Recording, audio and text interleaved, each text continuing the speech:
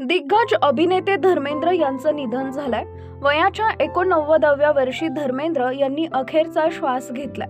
धर्मेंद्र यांच्या निधनानं बॉलिवूडवर शोककळा पसरली आहे। गेल्या काही दिवसांपासून प्रकृती बिघडल्यानं धर्मेंद्र यांच्यावर उपचार सुरू होते।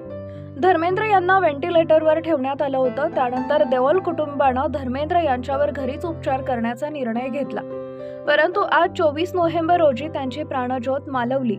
धर्मेंद्र यांच्या निधनानं बॉलिवूडवर शोककळा पसरली आहे। विलेपार्ले येथील स्मशानभूमीत धर्मेंद्र यांच्या पार्थिवावर अंत्यसंस्कार करण्यात येणार आहेत। यावेळी संपूर्ण देओल कुटुंब आणि धर्मेंद्र यांचे चाहते उपस्थित आहेत। धर्मेंद्र यांच्या निधनानं सिनेसृष्टी आणि त्यांच्या चाहत्यांना धक्का बसलाय। धर्मेंद्र यांच्या पश्चात त्यांची पत्नी हेमा मालिनी, याशिवाय सनी देओल, बॉबी देओल, ईशा, अहना, विजेता, अजिता ही 6 मुलं आहेत।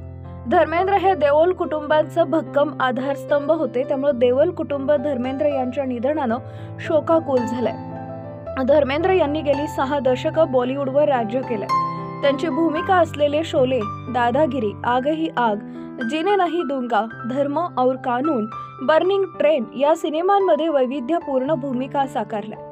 धर्मेंद्र यांच्या तगड्या ॲक्शनमुळे त्यांना बॉलिवूडचे ही मॅन म्हणून ओळखलं जातं। धर्मेंद्र यांचे अलीकडेच रॉकी और रानी की प्रेम कहाणी और तेरी बातों में ऐसा उलझा जिया हे 2 सुपरहिट सिनेमे रिलीज झाले। धर्मेंद्र यांचा आगामी सिनेमा 25 डिसेंबरला रिलीज होणार आहे।